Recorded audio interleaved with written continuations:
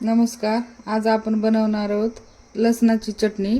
त्यासाठी लागणारे साहित्य आहेत. हे लसणाची चटणी असल्यामुळे लसण थोडासा जास्त पाहिजे. ही कोथिंबीर आणि हे हिरव्या मिरच्या लाल झालेल्या आहेत. मी मिक्सरचं भांडं घेतलेलं आहे, त्याच्यामध्ये मिरच्या टाकून घेतलेल्या आहेत. नंतर लसण टाकून घ्यायचा, कोथिंबीर टाकून घ्यायची, चवीनुसार मीठ टाकून घ्यायचं आणि थोडेसे जिरे टाकून घ्यायचे आणि मिक्सरमध्ये फिरवून घ्यायचं.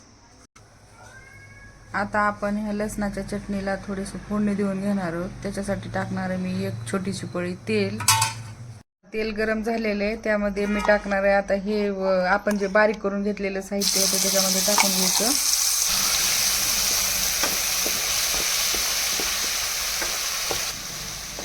आता छान कलर आलेला आहे ना.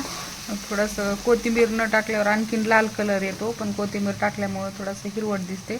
याच्यामध्ये पिळून घ्या एक लिंबू.